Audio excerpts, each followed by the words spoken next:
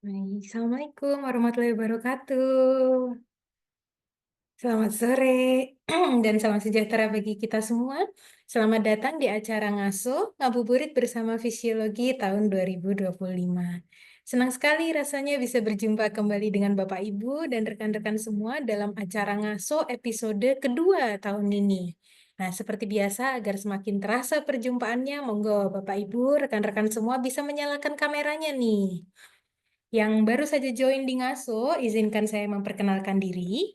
Nama saya Dr. Liquidita Yona Ramadini atau akrab disapa Dr. Yona. Ngaso adalah acara webinar spesial bulan Ramadan yang diadakan oleh Departemen Fisiologi FKKMK UGM. Nah, spesial di Ngaso tahun 2025, topik-topik yang akan dibawakan akan disesuaikan dengan peringatan Hari Kesehatan di Indonesia dan di dunia. Nah, kalau pekan lalu dalam rangka memperingati World Sleep Day, kita membahas tentang nutrisi seimbang untuk puasa sehat dan menjaga kualitas tidur selama bulan puasa. Pekan ini kita akan membahas bagaimana caranya tetap aktif dan badan tetap fit selama puasa dan tips trik mencegah dehidrasi saat puasa. Dalam rangka menyambut World Water Day yang diperingati saat tanggal 22 Maret 2025. Nah, sebelum memulai acara ini, mari kita bersama mengucapkan basmalah. Bismillahirrahmanirrahim. Semoga acara ini berjalan lancar dan membawa manfaat bagi kita semua. Amin. Oke, tanpa berlama-lama lagi, kita akan masuk ke agenda utama. Seperti biasa, Bapak, Ibu, dan rekan-rekan yang sekiranya ingin bertanya, silahkan untuk bisa menulis di kolom chat atau menggunakan fitur raise hand saat sesi tanya-jawab. Nah, topik pembicaraan pertama kita kali ini asik banget nih. Judulnya puasa tetap aktif, badan tetap fit. Nah, puasa bukan berarti kita hanya berleha-leha di kasur ya sambil menonton drama Korea. Aduh, ngaca dulu ini saya nih. Nah, aktivitas fisik juga tidak boleh ditinggalkan. Pembicaraan kita kali ini spesial sekali Bapak Ibu karena dibersamai oleh dosen sekaligus senior saya yang saat ini sedang menjalani studi di Edinburgh dan sangat senang membahas fisiologi di komunitas, apalagi terkait aktivitas fisik. Mari kita sapa terlebih dahulu Dr. Rahmat Ariwibowo, Master of Science. Selamat sore, Dr. Rahmat. Selamat sore, Dokter Yona. Kalau Salam di kenal sana Bapak Ibu sekalian. masih pagi Apakah ya, Dok? suara saya bisa terdengar dengan jelas? Sudah jelas, Dok. Tadi awal-awal Oke. agak, sekarang sudah jelas. Sekarang di sana pagi ya, Dok ya? Berarti masih jam 9 atau jam berapa ya, Dok? Iya, jam 9 betul. Ya, berarti ngabuburitnya kalau untuk Dokter Rahmat agak lama ini, Dok. Masih lama, masih panjang ya, Dok, dari buka puasa. Nggak apa-apa ya.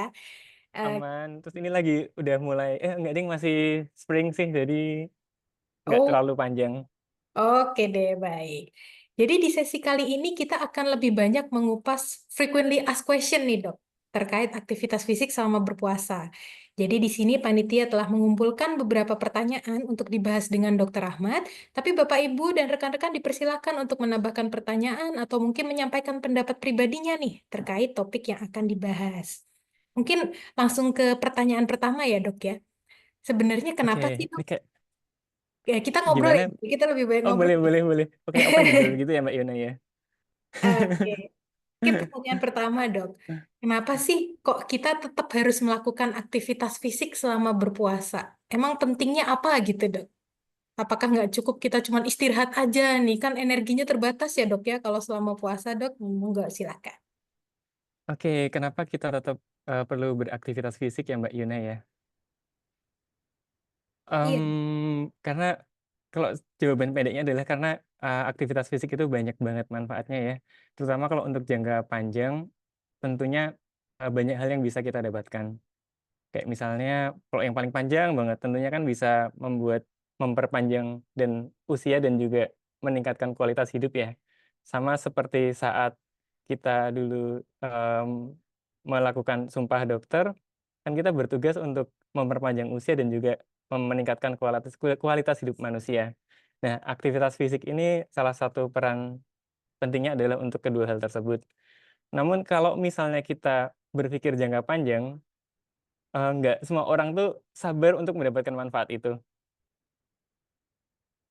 Kayak misalnya contohnya nih, misalnya kita bilang, Bapak jangan ngerokok ya, karena rokok itu besok bisa bikin kanker. Kira-kira orang walaupun tahu rokok bikin kanker, mau berhenti merokok nggak Mbak Yuna? Tergantung orangnya nggak sih, Dok, sebenarnya. Tapi kayaknya jarang ya dok kayak langsung berhenti.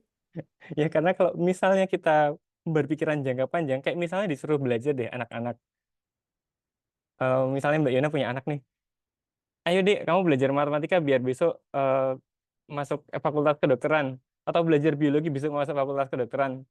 Tentunya mereka nggak akan langsung mau, walaupun mungkin ada satu 2 orang yang mungkin, eee, 5 dari 100 orang ya, yang mungkin akan bersemangat seperti itu, tapi 95 orang lainnya sangat kecil kemungkinan akan berpikir jangka panjang.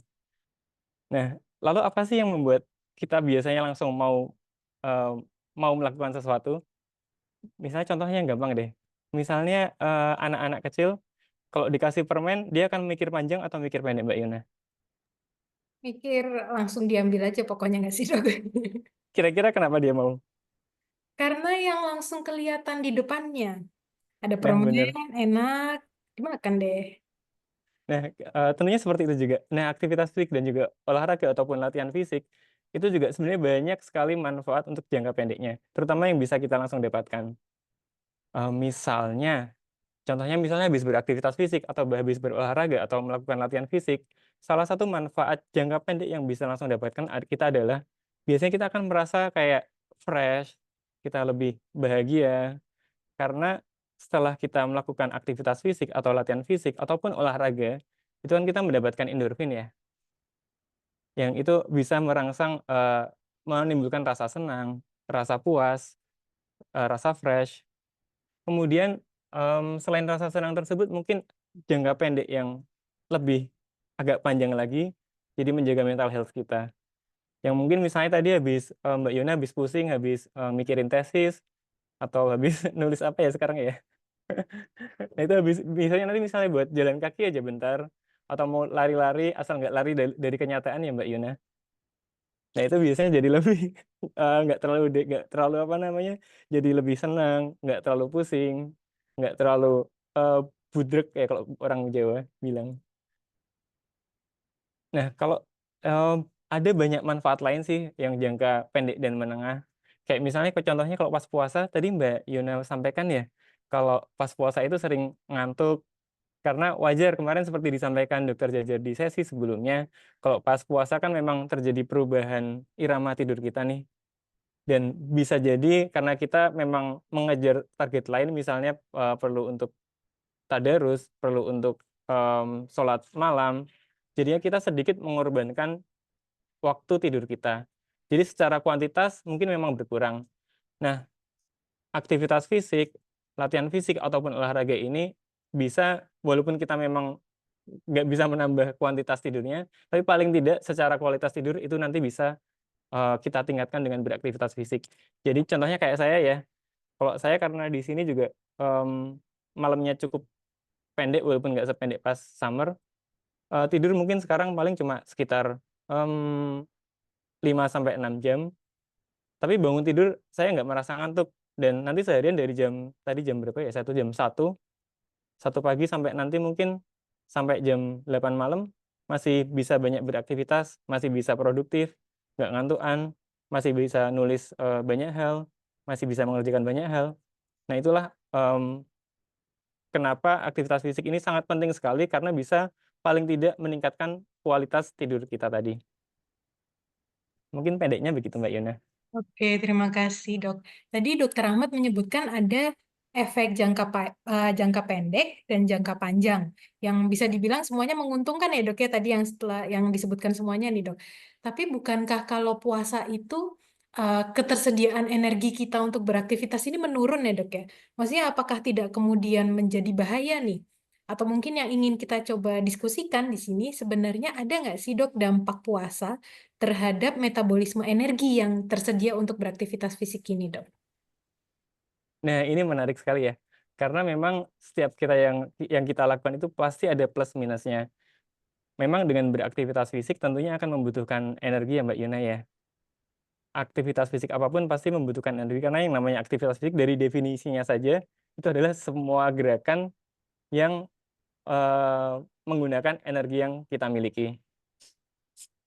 Nah, pada saat, kita puasa seperti kemarin sudah disampaikan Dokter Ita ya, itu kan karena kita tidak makan, maka cadangan energi terutama gula darah kita kan jadi lebih terbatas dibandingkan biasanya.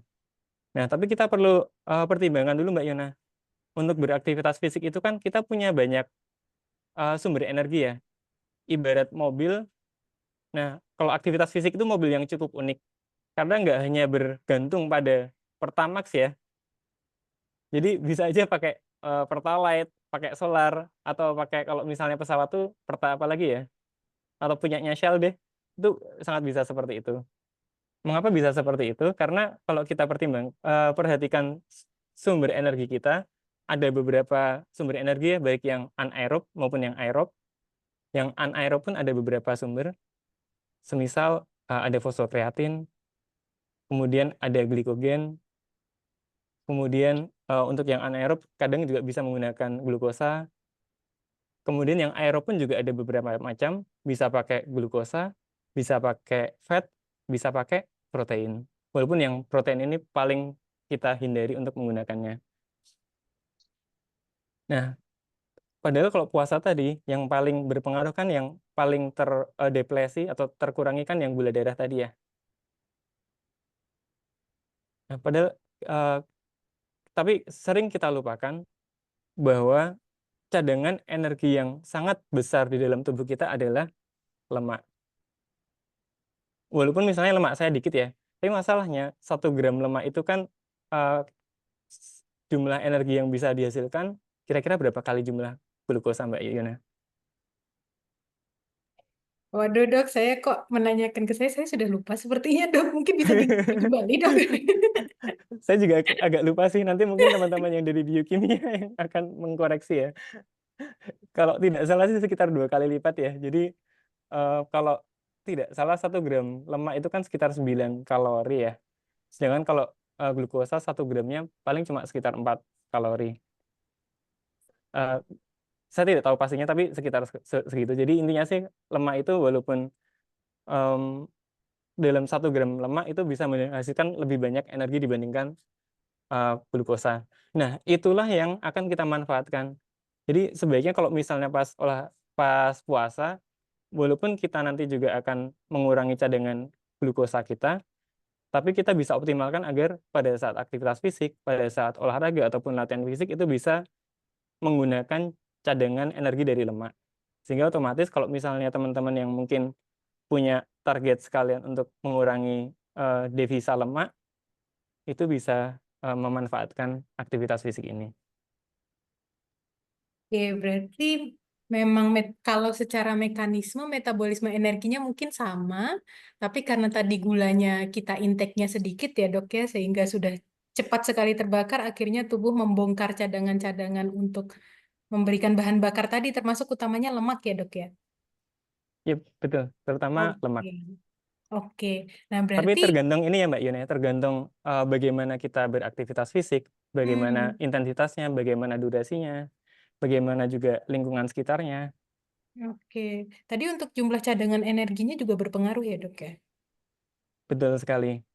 Oke, karena ini masuk ke pertanyaan berikutnya nih dok, karena menjadi salah satu concern juga kalau misalnya kita aktivitas fisik atau olahraga saat puasa itu takut, karena takut lemas. Mungkin tadi salah satu pertimbangannya adalah tadi karena intake-nya sedikit dan takut kadar gula darahnya itu drop. Nah ini benar nggak sih dok? Apakah memang pasti akan drop atau selama ada cadangan cadangan energi tadi yang cukup dan ada kuat dan kita aktivitas fisiknya menyesuaikan intensitas yang tadi sempat disinggung itu menjadi aman tidak masalah. Kira-kira seperti apa, Dok? Oke, nah ini kalau terkait cadangan glukosa apakah akan drop atau tidak, sudah pasti saat kita menggunakan energi, glukosa kita juga pasti akan digunakan. Tapi apakah itu akan membuat lemas atau tidak? Nah, itu belum pasti. Karena kan tergantung tadi kita aktivitas fisiknya seperti apa dan juga kebugaran kita saat ini.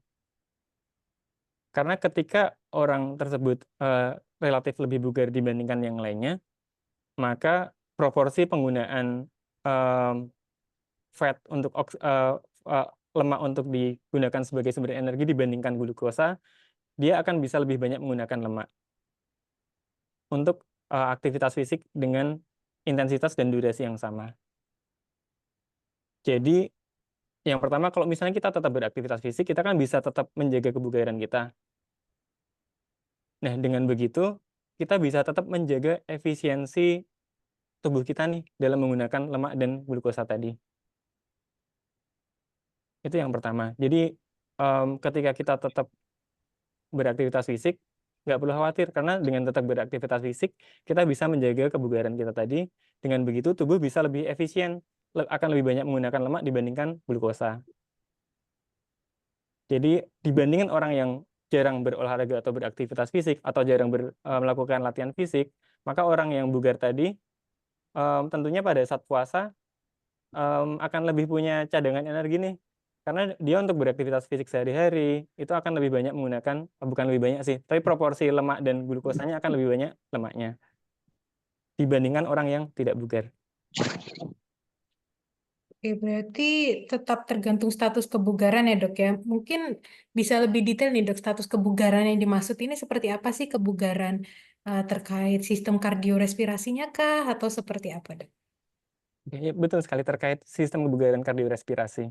Jadi memang sangat tergantung sekali dari status aktivitas fisik sebelumnya. Namun itu bukan berarti kalau misalnya sebelumnya mageran terus beraktivitas fisik itu akan tidak bermanfaat ya atau malah bikin tambah lemas. Karena lama-kelamaan kalau beberapa referensi sih menyebutkan mungkin ada yang butuh beberapa minggu, ada yang sampai 8 minggu. Namun beberapa referensi em, memberikan bukti bahwa untuk mendapatkan peningkatan kebugaran tadi itu tidak harus menunggu beberapa berminggu-minggu. Tapi memang peningkatannya seberapa itu memang tentunya kalau kita menunggu lama akan lebih tinggi ya. Tapi seberapa clinically significance itu memang masih menjadi perdebatan. Jadi berapa minggu sih yang peningkatan kebugaran tadi akan signifikan secara klinis, akan signifikan secara tampak secara nyata, tidak hanya secara statistik. Jadi yang tidak jarang beraktivitas fisik tadi jangan khawatir karena dengan mulai beraktivitas fisik paling tidak kebugarannya akan mulai naik. Nah, lalu bagaimana biar kalau yang belum bugar tadi kan kemungkinan proporsi pembakaran lemak dan glukosanya belum sebagus yang udah bugar nih Mbak Yuna. Terus gimana dong nanti biar nggak ngedrop glukosanya? Vokal dok. Enggak deh. Jangan nih, jangan dipraktekkan. Tidak boleh buka puasa lebih awal ya, jangan ya. Gimana nih dok? Gimana nih? Saya belum. Gimana dong? Nah, kalau gitu harusnya milih dong beberapa tipe aktivitas fisik yang akan cenderung lebih banyak menggunakan lemak. Oke, berarti nanti seperti rumusnya ya dok ya, kita memilih frekuensinya, intensitasnya, waktu, dan tipenya juga ya. Mungkin nanti Mm-mm. kita akan bahas lagi di yang belakang-belakang nih dok. Kita masuk ke pertanyaan berikutnya. Ini sepertinya pertanyaan berikutnya sudah cukup terbahas tadi ya. Ada anggapan bahwa olahraga saat puasa bisa lebih efektif untuk membakar lemak. Apakah ini mitos atau fakta? Mungkin ini pertanyaannya agak saya parafrase sedikit nih dok. Lebih Boleh, efektif boleh. mana sih membakar, kalau misalnya kita targetnya ingin menurunkan massa lemak ya dok ya, ingin membakar Mm. lemak. Mungkin lemak di perut sudah terlalu banyak. Lebih efektif kita aktivitas fisik seperti biasa atau aktivitas fisik dikombinasikan dengan puasa. Mungkin itu, Dok. Oke, ini berarti ada beberapa pertanyaan ya. Em, apakah efek, apakah kalau pas olahraga pas puasa itu lebih banyak membakar lemak dibandingkan pas tidak puasa gitu ya Mbak Yuna ya? Ini menarik sekali ya. Tapi jawabannya mungkin tidak sederhana yes or no. Karena tergantung nanti ini jawabannya mau apakah secara teoritis dan statistik atau secara klinis di dunia nyata. Mau yang mana dulu nih Mbak Yuna? Yang statistik dulu deh, Dok. Oke, kalau secara teoritis dan statistik, kalau misalnya kita mau, em, ini berarti kan yang secara efek awalnya dulu ya, membakar lemak itu kan berarti apakah kalau pas habis apa namanya pada saat kita berolahraga dan berpuasa dibandingkan berolahraga tanpa puasa itu pembakaran lemaknya lebih banyak apa enggak gitu ya Mbak Yuna ya. Nah ini perlu kita lihat studi-studi atau penelitian yang dia membandingkan efek akutnya. Nah ini menarik sekali karena baru saja mungkin tadi pagi atau kemarin ya, itu baru ada satu penelitian baru Mbak Yuna. Mungkin saya izin share ya Mbak Yuna ya. Ya, silakan dok. Hmm.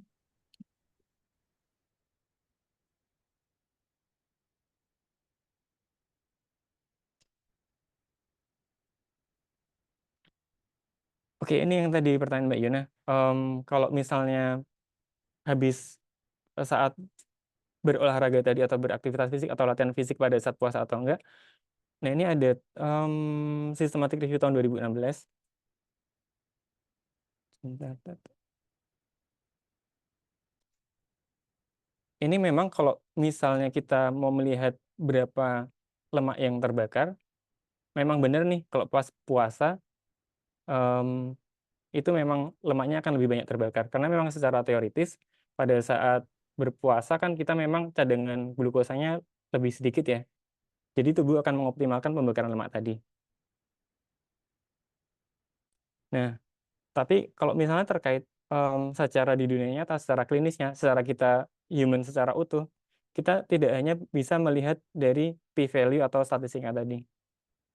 Kita perlu melihat effect size atau yang tadi secara statistik bermakna ini turunnya berapa sih sebenarnya. Nah, di sini bisa kita lihat ya, bahwa saat berpuasa itu, kalau kita beraktivitas fisik saat berpuasa, lemak yang terbakar tadi 3,5 gram. Nah, apakah ini statistik signifikan secara klinis?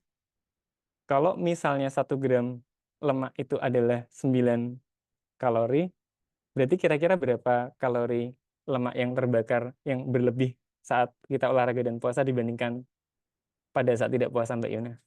Berarti sekitar 30-an ya dok ya, 31, 32 kalori ya dok. 30 kalori. Kalau Mbak Yuna makan gorengan, berapa kalori? Tergantung dok gorengannya apa, jumlahnya berapa, digorengnya pakai minyak yang apa ya kan dok. Oke, misalnya yang gampang aja deh, kerupuk aja deh. Aduh, kerupuk tuh berapa kalori ya dok ya? Kayaknya kalau nggak salah sekitar 50 sampai 100 sih. Oh wow, satu ini dok, yang kerupuknya Yang seperti apa kerupuk ini? putih yang digoreng pakai minyak, bukan digoreng pakai air fryer. Kalau air fryer Oh, mungkin lebih sehat ya. Tapi kerupuk buatnya putih, mahal. kerupuk putih kalengan gitu dok, satu buletan ini.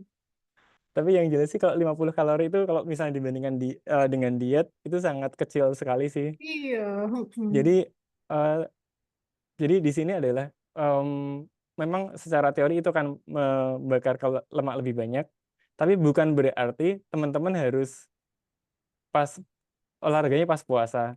Misalnya memang nggak bisa melakukan aktivitas fisik atau latihan fisik atau olahraga pas masih puasa, sebenarnya nggak apa-apa juga kok kalau misalnya mau beraktivitas fisik misalnya pas sebelum menunggu taraweh atau pas pulang taraweh. Karena secara klinis efeknya tidak terlalu bermakna. Jadi memang, tapi kalau misalnya bisa pas berpuasa ya itu lebih bagus, paling nggak dapat ekstra pembakaran 30 kalori. Terus mana ya? Nah, tadi itu ada satu yang baru. Oh, ini diupdate lagi tahun 2025 barusan. Itu ada tambahan beberapa studi.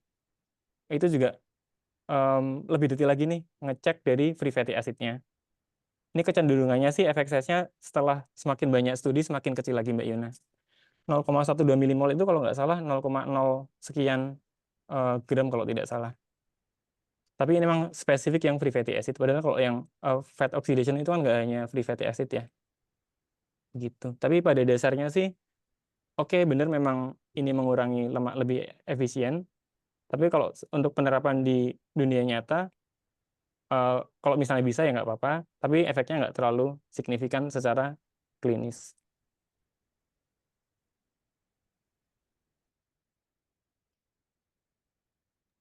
Begitu.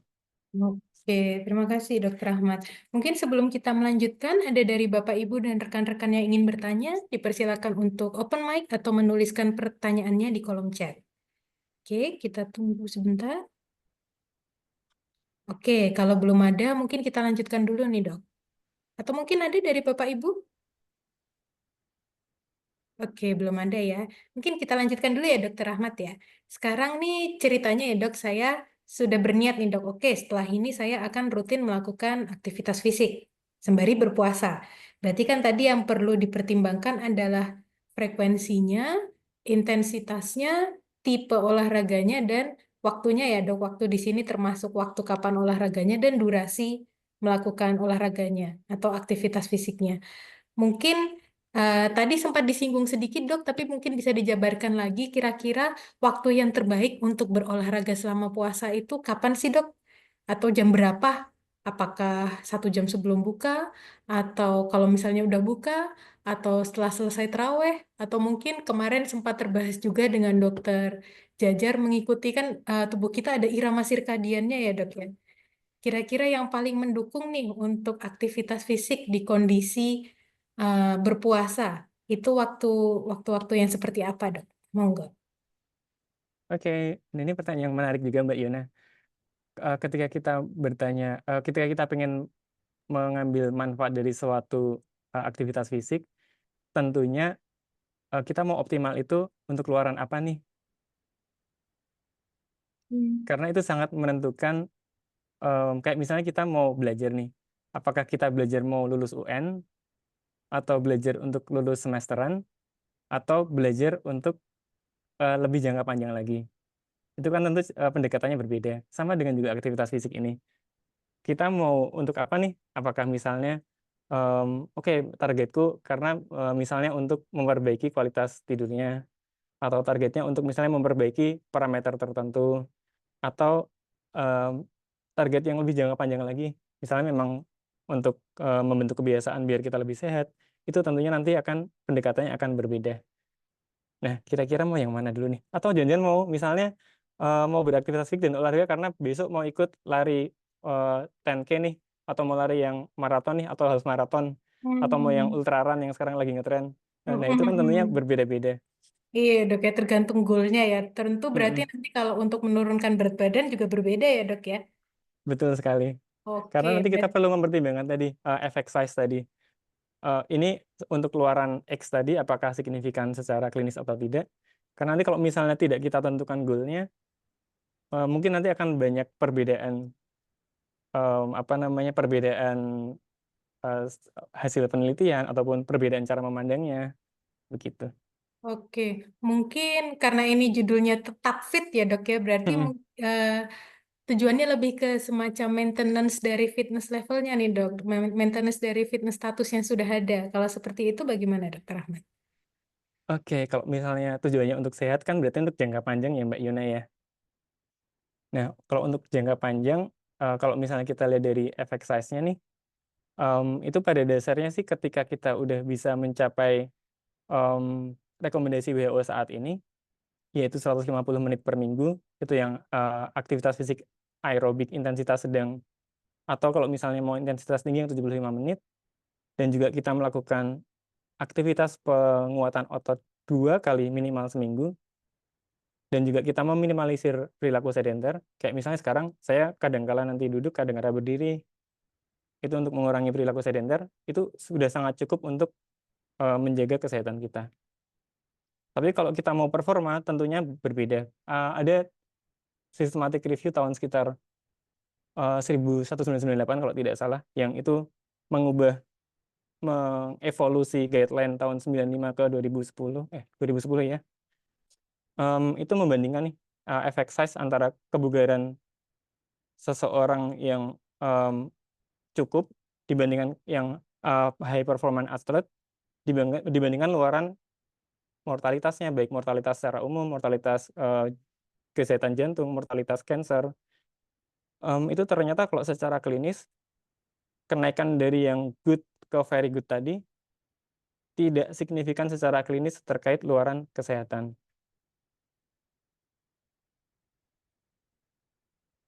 Makanya kalau misalnya kita tadi terkait performa, mungkin WHO tadi tidak akan cukup untuk mencapai performa seperti atlet.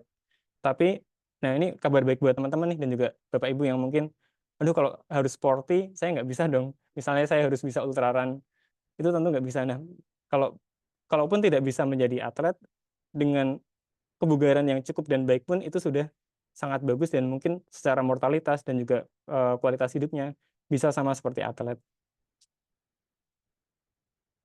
Oke, berarti tadi untuk tipenya dan intensitasnya juga disesuaikan ya dok ya. Tentu Mm. mungkin berbeda juga kalau misalnya yang tadi fitness levelnya udah bagus dan dia terbiasa misalnya yang melakukan high intensity atau yang sifatnya resistance training ya dok ya atau strength training kayak angkat beban itu mungkin bisa, tapi kalau yang tidak tidak biasa nanti dulu bertahap gitu ya dok ya. Nah, terkait strength training itu juga em, itu tetap penting dilakukan. Jadi tetap walaupun kita bukan atlet, kita tetap sebaiknya mm, menargetkan minimal 2 kali seminggu untuk melakukan penguatan otot. Tapi memang tidak harus sama kayak atlet yang em, melakukan resistance training atau strength training di gym yang benar-benar diatur nih, misalnya sampai 80% repetition maksimal. Itu nggak harus seperti itu. Bahkan aktivitas harian yang misalnya kalau bisanya push upnya misalnya push up di dinding, kalau belum bisa push up yang horizontal, push up di dinding atau push up dengan meja itu nggak apa-apa. Yang Oke, penting berarti memang untuk bisa mempersiap. mengcover seluruh otot besar. Jadi misalnya otot Hmm. besar itu kalau yang untuk bagian depan itu push up, kalau misalnya buat perut bisa kayak sit up, kalau misalnya mau otot kaki bisa kayak squats, itu kan nggak perlu alat yang susah-susah ya. Nah dengan seperti itu pun sudah cukup. Tapi memang tadi ini untuk luaran kesehatan. Kalau misalnya mau jadi binaraga atau mau jadi atlet atau mau jadi staff khusus itu, nah itu beda nanti. Tapi Tapi ini tetap kombinasi ya dok ya aerobik tetap sama kombinasi ya. resistance training. Oke. Kalau kembali lagi ke yang tadi dok, time of day-nya, waktunya. Ada nggak sih dok yang paling oke nih? Sore jam 4 misalnya. Atau pagi habis subuh? Oke, kembali ke ada satu systematic review yang membandingkan ini, bahkan termasuk untuk performa ya Mbak Yuna ya. Untuk performa itu mau pagi atau sore itu mereka udah membandingkan, mengumpulkan banyak studi itu, dikumpulin, di pooling, lalu ada satu analisis statistik tertentu menggunakan meta analisis, itu dikumpulin antara pagi atau siang sama aja sih sebenarnya. Nah, cuma kalau mau performa tergantung nih tadi, tergantung mau diuji performanya itu siang atau pagi. Kalau memang nanti diuji performanya pada siang, latihan pada siang hari, itu hasilnya akan lebih bagus. Itu mungkin wajar ya, karena mungkin selama ini kan kita latihan sore hari. Jadi ketika dites pada saat itu, tubuh mungkin udah punya suatu jam tertentu di dalam tubuh yang merekam hal itu. Jadi kalau pas dites pada saat mereka memang biasa, itu akan lebih tinggi performanya. Namun kalau misalnya mau dites performanya pada siang hari, tentunya latihannya diatur pada pagi hari juga. Begitu. Tapi kalau misalnya kita bukan masalah terkait performa, nanti nggak mau, misalnya bukan bukan mau tes misalnya ke perusahaan TIT, itu kan kadang-kala ada yang dites performa dulu ya, perusahaan minyak tertentu itu. Nah, kalau misalnya nggak ikut kayak gitu sih, mau pagi mau siang sama aja. Yang penting bisa mampu melakukan dan memang senang melakukannya. Oke, baik. Ini mohon maaf Dokter Ahmad karena keterbatasan waktu, sepertinya diskusi kita hanya bisa sampai sini. Mungkin ada satu satu lagi dok, satu aja dari Dokter Ahmad sendiri merekomendasikan olahraga apa nih jenisnya terutama untuk mereka yang sibuk, waktunya cuma bisa dikit, status kebugarannya biasa aja, bukan atlet, orangnya biasanya mageran kayak saya, tuh yang paling direkomendasikan apa dok? Oke, ini yang ditanya olahraga, latihan fisik atau aktivitas fisik nih Mbak Yuna. Oh, oh iya, betul. Ini Beda karena ya. itu penting sekali itu. Betul, betul, betul. Aktivitas fisik deh, dong. Karena Oke, judulnya aktivitas fisik. karena kalau olahraga nanti saya mau menyarankan main catur nih. Itu paling bisa dilakukan. Aktivitas fisik, dok. Oke, aktivitas fisik. Mungkin kita Hmm. coba berpikir bareng ya. Tadi kan targetnya 150 menit untuk yang aktivitas fisik intensitas Ya. sedang. Mm-mm. Kalau menurut Mbak Yuna nih, kalau Aduh. terutama yang umat muslim nih, ada nggak keseharian kita yang itu udah pasti dilakukan selama 30 hari? Hmm. Sholat, jalan ke masjid, itu dihitung nggak tuh, dok? Kita kan Oke, nah bergerak. jalan jalan ke masjid ya. Jalan ke masjid Hmm. kira-kira berapa kali sehari? Jalan ke masjid untuk perempuan apa laki-laki nih, dok? Boleh deh perempuan laki-laki sama aja. Nah, anggapannya laki-laki ya dok ya. Kan anggapannya Laki-laki laki-laki ya. harusnya kan berarti 5 kali ya dok ya. 5 kali bolak-balik. Tuh berarti 10 kali. Oke, 10 kali. Kira-kira kalau ke masjid berapa menit Mbak Yuna? 5 menit misalnya. 5 menit. Oke, 5 kali 10 udah 50 menit per hari ya. Mm-mm, mm-mm. Oke, kalau 50 menit hari kalikan 7 hari berapa menit Mbak Yuna? 350. Oh berarti sudah tercover ya dok ya. Kalau Mbak Yuna sih itu yang menemuin caranya. Bukan Eh, saya loh. tapi kan berarti intensitasnya harus disesuaikan ya dok ya. Kalau Eh, misalnya mau tadi berarti kan harus dengan kecepatan tertentu sampai denyut jantungnya mencapai angka tertentu begitu ya dokter Ahmad ya. Nah, kira-kira bisa nggak Mbak Yuna jalan kaki 5 menit aja ke masjid sampai mungkin kalau ngitung denyut jantung nggak semua orang bisa ya. Yang paling Hmm, gampang sih dengan talk test. oke. Misalnya Per kalau menit. jalan kaki ke masjid tapi nggak bisa sampai nyanyi nyanyi yang paling terkenal sekarang apa sih? Yang apate-apate itu. Misalnya misalnya nggak bisa nyanyi tapi masih bisa ngomong sama misalnya sama anaknya atau sama Mm-mm. pasangannya. Itu kan udah sampai intensitas sedang nih. Bisa nggak kira-kira kayak gitu? Bisa sih. Nggak usah sampai ngos-ngosan karena kalau ngos-ngosan kan itu udah sampai yang intensitas tinggi nih. Hmm. Tercukupi apa atau tidak kalau Hmm. seperti itu? Harusnya iya ya dok ya. Iya kan dok? Iya dong. Nah, tinggal PR-nya yang penguatan otot tadi nih. Oke, Itu betul. cuma 2 kali seminggu aja. Mm-mm. Kira-kira bisa nggak ngeluangin waktu 2 kali seminggu misalnya nanti sambil udah selesai masak nih atau pas sambil masak nih main squats gitu bisa nggak? Bisa dok asal niat. Paling gampang gitu sih pas lagi misalnya masak ini kok lama banget nggak matang-matang daripada nunggunya bingung atau malah main catur atau apa kan bisa kita sambil main squats atau misalnya push up di meja kalau misalnya belum kuat seperti itu.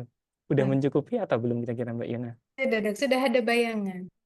Tapi memang innamal a'malu binniat ya dok ya. Yang penting niatnya dulu. Kalau ditanya bisa atau enggak sebenarnya bisa ya dok ya. Meluangkan waktu 24 jam kali 7 untuk tetap aktivitas fisik.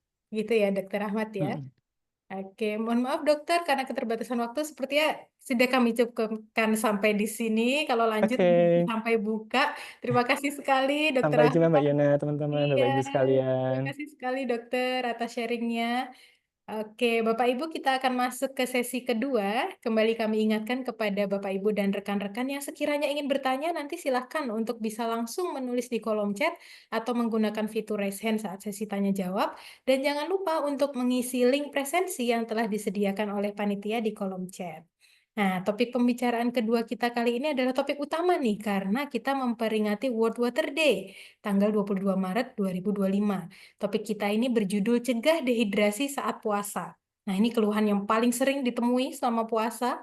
Bahkan banyak orang yang kalau puasa itu mengeluhnya bukan laparnya, tapi hausnya. Apalagi kalau tadi teman-teman sudah memutuskan, oke, aku akan rutin melakukan aktivitas fisik. Maka hidrasi menjadi sangat penting nih. Nah, telah hadir untuk diskusi bersama kita Dr. Sri Lestari Sulistiarini Master of Science. Selamat sore, Dr. Tari. Selamat sore, Mbak Ina. Oh, dokter, maaf suaranya agak kecil, dok. Oh iya, Sekarang sudah. Sekarang sudah. Monggo dokter, kami persilahkan untuk sharing ke rekan-rekan semua tips dan trik untuk menjaga keseimbangan cairan dan mencegah dehidrasi tentunya saat berpuasa. Waktunya kurang lebih 15-20 menit, dok. Kami persilahkan. ya. Terima kasih, Mbak Yuna. Saya izin sharing. Sudah menunjukkan, ya? Sudah terlihat? Terlihat, dok. Hanya belum di slideshow Oh, saja. Oke, sudah. seperti yang sudah disampaikan Dr. Yuna tadi, ya, kalau kita bicara tentang saat puasa gitu, memang biasanya yang kita rasakan terutama haus ya daripada lapar. Mungkin lapar masih bisa kita menahan, gitu. Tapi kalau haus mesti akan selalu begitu. Nah, kalau kita bicara tentang fungsi air sendiri, kita semua sudah paham ya fungsi air. Nah, terutama kalau bicara yang untuk ini terkait untuk peran air ini menjaga fungsi ginjal gitu ya. Selain itu juga terkait di pencernaan. Beberapa kalau yang kita pahami juga terkait keseimbangan cairan itu mesti akan yang juga dengan elektrolit, yang ini jenis akan berhubungan dengan fungsi tubuh yang secara keseluruhan hampir di setiap organ ini punya peran misalnya. Nah, kalau kita bicara lagi tentang presentasi cairan tubuh kita dari secara total gitu ya, nah kita semua juga sudah paham gitu, bahwa ini berbeda ketika usia dan jenis kelamin itu mempengaruhi. Mungkin tadi juga sudah disampaikan Dr. Rahmat ya, terkait jenis olahraga sebaiknya ya kombinasi gitu ya, apalagi terutama untuk yang perempuan mungkin ya, kita usia saya ini mungkin juga sudah mulai bertambah di lemak gitu ya di masa ototnya, sehingga penting untuk kombinasi ya. Mungkin biasanya kita memang jarang mencantumkan di sana dulu. Ini terkait air itu nyambung nantinya, karena kalau kita bicara dari sel-sel penyusun organ tubuh kita ini, otot ini merupakan jaringan organ yang kandungan airnya tertinggi gitu ya, sampai 65% gitu menyampaikan. Ini jelas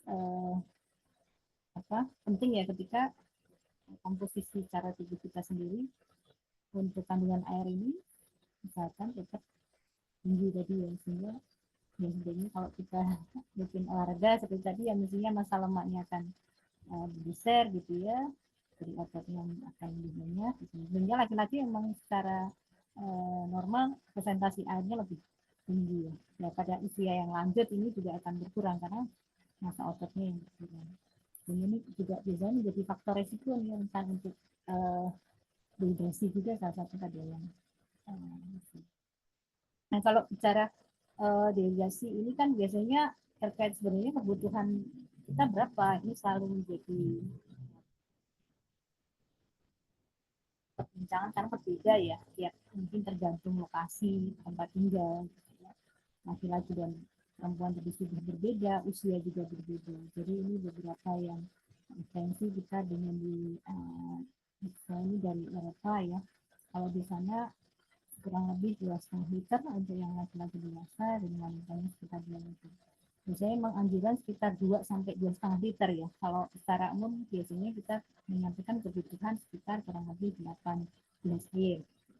Jadi sebenarnya dari secara ini bervariasi. Nah kalau seimbang jelas kita akan bicara sesuatu yang masuk dengan yang keluar ini seimbang.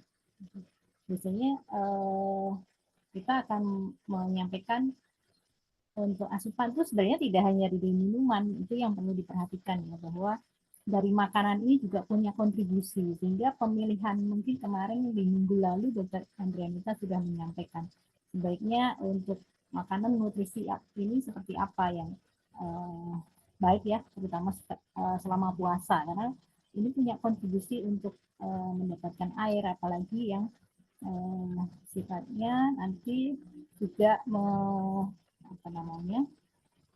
di saluran pencernaan ini menyebabkan prosesnya tidak cepat ya untuk peningkatan glukosa gitu, pemilihan makanan seperti itu yang penting diperhatikan juga. Nah kalau kita beruntungnya kalau tahun ini kita puasa ini musimnya pas nggak musim panas ya, tapi kadang-kala justru ketika mungkin kita merasa di suasana yang tidak panas malah tidak memperhatikan ya, mungkin kalau pas suasana panas kemudian sudah prepare nih minum akan banyak gitu pada saat sahur atau berbuka. Nah ini yang juga harus perhatikan bahwa tetap menjadi ini ya konsen ketika kita berpuasa. Yang pengeluaran memang urin ini yang paling banyak, tapi ini yang akan berkurang ketika asupan minum kita kurang gitu ya, sehingga ini akan banyak kembali ke tubuh direabsorpsi. Nah, kenapa penting ketika bicara dehidrasi kondisi ini untuk mencegah dehidrasi ya pada saat puasa? Karena kita tahu puasa itu sebenarnya tidak hanya untuk menahan lapar dan haus, gitu ya, tapi juga menjaga emosi, untuk sabar gitu. Nah, ini ternyata ketika kekurangan cairan ini salah satu efeknya itu bisa mempengaruhi di kognitif, performa, kemudian juga mood gitu, sehingga kenapa mungkin bisa saja ketika ini ya moodnya sudah ini kekurangan cairan sehingga terjadi dehidrasi, 2-3% kehilangan cairan ini, kemudian ya berefek ke moodnya, mungkin jadi mudah kesini dan sebagainya, sehingga kita tidak bisa sangat sabar gitu ya. Nah ini mungkin saja faktor di sini yang mempengaruhi. Dan mungkin kita juga bisa melihat ya kalau apakah memang kita pada saat ini kondisinya sudah cukup atau tidak dari urin yang kita keluarkan. Misalnya dengan mudah kita bisa melihat kalau warnanya memang cenderung kuningnya gelap gitu ya. Kalau dari skala ini mulai dari skala 4 ini menunjukkan memang hidrasi kita kurang.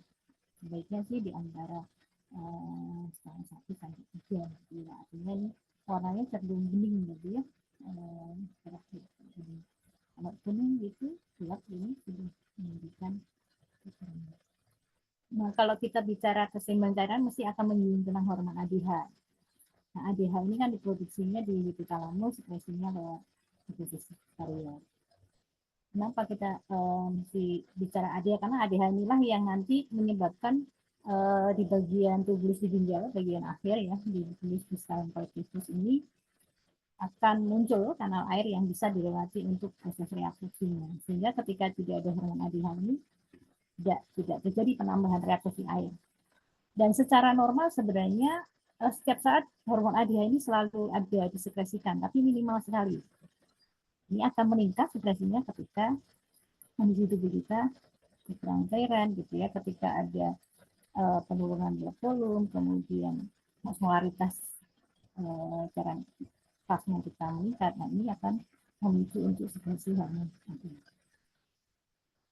Nah, ini beberapa juga yang mungkin kita beberapa penelitian terbaru ini ternyata bahwa ada juga pengaruh supresi dari supresi ini atau ADH ini oleh mikrobiota. Tapi ini masih ada bikin juga ya, mungkin bisa ya kalau misalnya penelitian ya nanti ternyata ini ketika di hewan coba ini di knockout gitu, tetap ada sekresi vasopressin dari kemungkinan dari mikrobiota. Ada juga yang menunjukkan bahwa di lidah ini, reseptor di lidah ini juga punya peran untuk menurunkan dari sekresi ABV. Karena kita juga tahu ya kalau kita sudah minum gitu ya, kemudian sudah lubrikasi ada di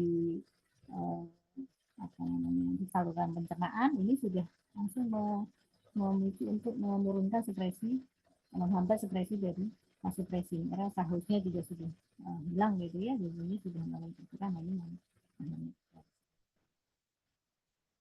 Nah, mungkin selama ini juga yang menjadi godaan kalau kita berpuasa adalah ketika berbuka, gitu ya. Berbuka ini kan pilihannya macam-macam sekali gitu, sehingga keinginan kita selalu ingin yang mencoba sesuatu yang baru, rasa yang baru, atau bahkan mungkin ada. Ya, biasanya kalau ngabuburit itu kan banyak yang menjual berbagai macam produk kuliner gitu ya. Nah ini biasanya kecenderungannya kan manis-manis gitu ya. Ini yang paling sering ya. Atau kalau yang anak muda sekarang disukai biasanya yang mengandung kafein. Nah ini yang sebaiknya dihindari.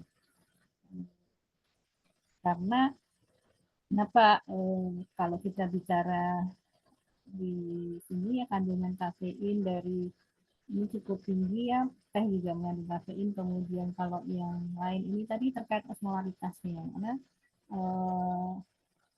minuman yang manis tadi cenderung mempunyai osmolaritas yang tinggi. Padahal ketika kita kekurangan cairan itu osmolaritas tadi kan sudah meningkat ya. Nah ini ketika kita justru menambahkan cairan yang osmolaritasnya juga lebih tinggi, ini kan efeknya tetap hidup kurang ini ya cairannya. Sebaiknya ya air putih gitu, dahulu juga air putih. Kalaupun ingin yang manis ya cukup ya, atau yang mesti menambahkan lagi. kenapa juga bahayanya gitu ketika kadar gula ini tinggi. Ini kalau kita bicara di ginjal itu reabsorpsi kembali itu ada batasannya ya, transport maksimum. Nah, ini 375 ini pada laki-laki, kalau wanita 320 mg per menitnya. Ini setara dengan kadar plasma 300 mg per desiliter. Ini teori tapi kenyataannya realnya itu di referensi menyebutkan ketika plasma kadar glukosa plasma kita sekitar 140-160 itu sudah ada glukosa yang dibuang. Walaupun secara teori 300 ya harusnya setara 300 mg per desiliter itu baru dibuang. Nah, efeknya apa ketika di ginjal?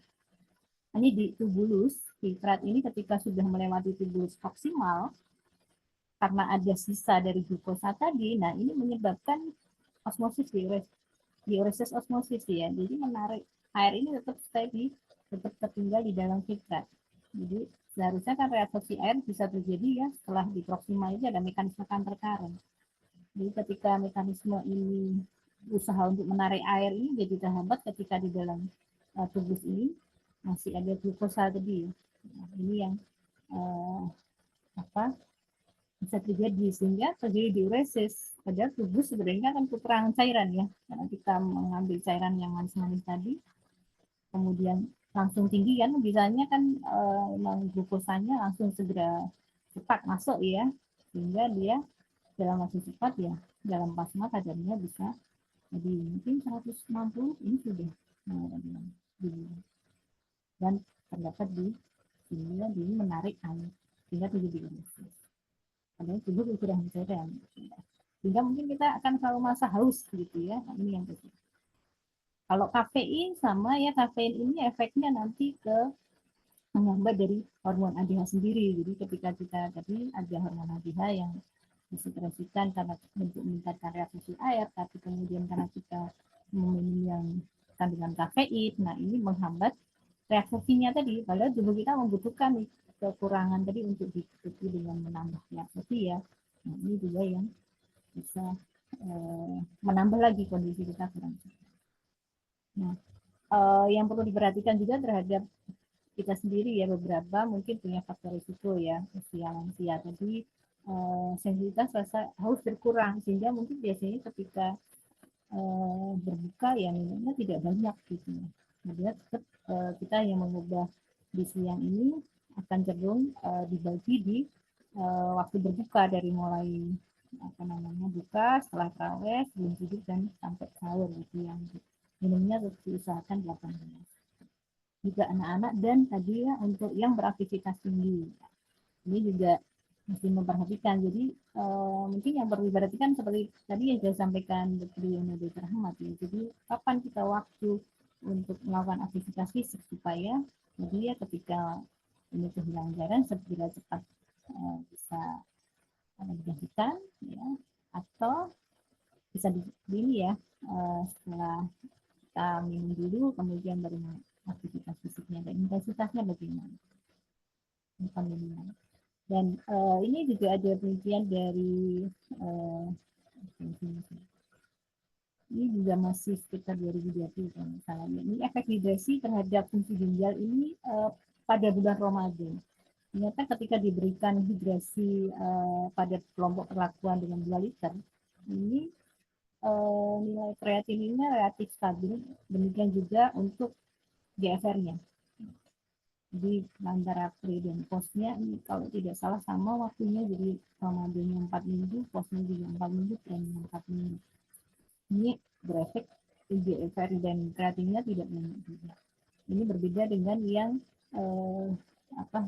non hidrasi, jadi dia perlakuan seperti biasa dengan minum hanya sekitar 600 ml gitu ya tambahan yang diberikan, dan ini sampai 2 liter ya jadi untuk minumnya.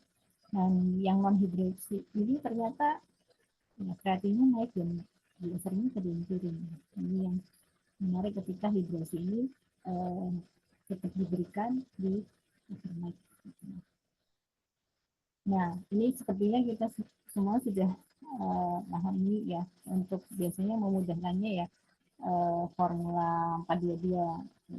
Jadi kalau di awal dia ini di sahur gitu ya, jadi setelah bangun kemudian makan sahur, kemudian nanti terbagi lagi 4 ini pada saat kita berbuka, jadi persis setelah azan, kemudian kita bisa maghrib setelah sholat maghrib gitu ya, kemudian malam ini makan malam dan setelah isya dan nanti sebelum tidur gitu ya, kata dan sebelum tidur.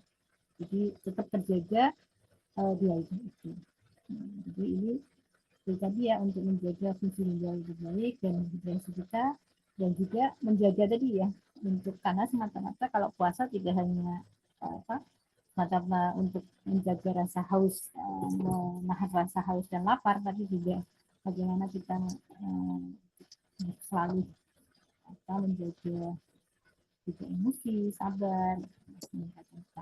Nah ini salah satu usahanya, hidrasinya cukup selain dengan aktivitas fisik, kemudian juga menjaga pola tidur gitu ya, dengan nutrisi yang gitu. Ini juga mengutip dari hadis. Nah ini ya yang hadis dari sini, kalau seperti kita tahu ya, kalau berpuasa disunahkan untuk segera berbuka gitu ya. Kemudian ya apa namanya, biasanya disarankannya kurma gitu ya, dan nah mungkin itu ya yang bisa saya sampaikan. Saya kembalikan kepada Mbak Yuni. Dr. Yuna. Baik, terima kasih sekali sharingnya Dokter Tari. Tadi kita sudah belajar bersama banyak sekali ya tadi terkait fisiologi tubuh kita dalam menjaga keseimbangan cairan, dan ternyata berbeda kebutuhan cairan antara laki-laki dan perempuan, beda usia pun beda kebutuhan cairannya, beda musim juga, perbedaan tingkat aktivitas fisik juga ya tadi Dok ya.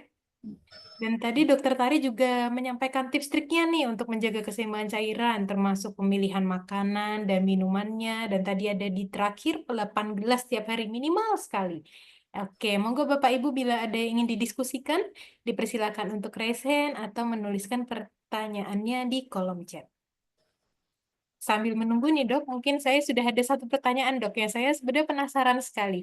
Tadi dokter Tari menyinggung keseimbangan cairan itu tentu menjaga antara cairan yang masuk dan cairan yang keluar ya dok ya. Misal kebutuhan cairan kita dengan mempertimbangkan aktivitas fisik, berat badan, jenis kelamin, usia, dan lainnya itu 2 liter katakanlah. Apakah sama dampaknya bila kita mencukupi 2 liter itu langsung 2 liter saat sahur nih dok? Kita minum langsung 2 liter. Atau dengan konsumsi kuah makanan dan lainnya itu semuanya 2 liter kalau di total. Dibandingkan dibagi, misal tadi 1 liter saat sahur, kemudian misalnya 300 mililiter segera setelah berbuka, kemudian 700 mililiter setelah tarawih misalnya. Itu sama atau beda sih dok?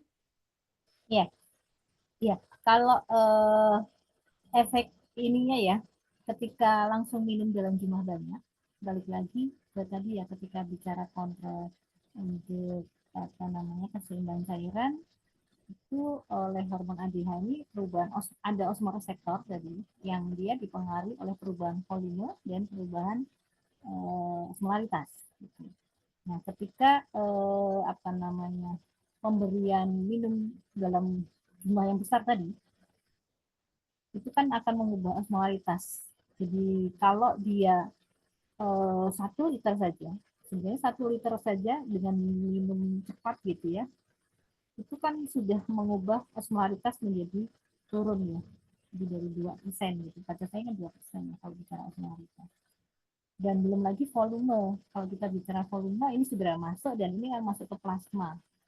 Jadi ada dua reseptor nanti yang akan bekerja, osmoreseptor yang mendeteksi perubahan osmolaritasnya karena dia turun, dan juga ketika dia turun kan berarti dia akan men-stop untuk ADH-nya.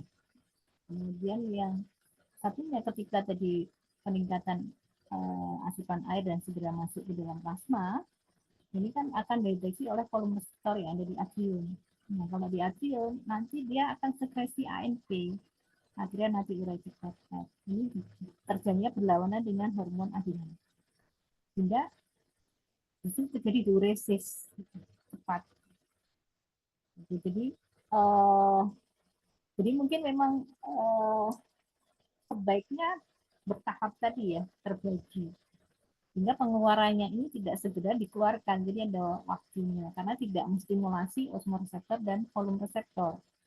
Ketika segera diberikan tadi, mungkin niatnya wah segera balik lagi ke nol, tapi ada mekanisme tubuh kita ketika tadi berlebihan itu justru jadi ya masih segera dikeluarkan, kan berusaha seimbang ya, gitu. Jadi dikeluarkan, padahal mungkin setelah itu kita akan berpuasa.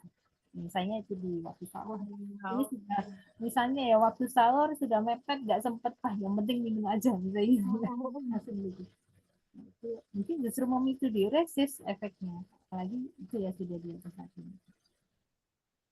Oke, kalau minum langsung banyak berarti malah tadi ya dok ya malah langsung keluar nanti, langsung dikeluarin ya. Oke, baik. Satu lagi nih dok. Tadi kan salah satu cara memonitor apakah kita dehidrasi, salah satunya dengan memantau warna urin ya dok ya. Selain itu ada nggak sih dok tanda-tanda yang mungkin bisa langsung kita rasakan nih bahwa kita mengalami dehidrasi? Atau mungkin ekstrimnya, apakah ada warning sign yang menandakan bahwa oh ini kita sudah dehidrasi berat harus segera membatalkan puasa nih? Ada nggak sih dok kira-kira? Ya, tadi tergantung derajat tadi ya, derajat untuk dehidrasinya tadi ya. Kalau memang kita kekurangan air yang masih sekitar 1%, kita bisa merasakan ya seperti yang kita rasakan biasanya ya. Kita merasa tenggorokan kering, bibir mulut ini kering, mulai kering. Nah itu sudah tanda-tanda sebenarnya dehidrasi yang bisa kita rasakan. Haus sendiri kan sebenarnya sudah suatu tanda sebenarnya, karena ketika ada apa namanya ADH yang selain disekresikan oleh langsung jalurnya oleh hipofisis ya, hipotalamus hipofisis, tapi juga ada jalur EA sistem. Nah kalau jalur EA sistem ini kan ada angiotensin 2 ini kan nanti ada memicu rasa haus, jadi ini satu tanda juga. Satu lagi biasanya kita ada rasa pengen makan garam, pengen makan yang asin-asin gitu.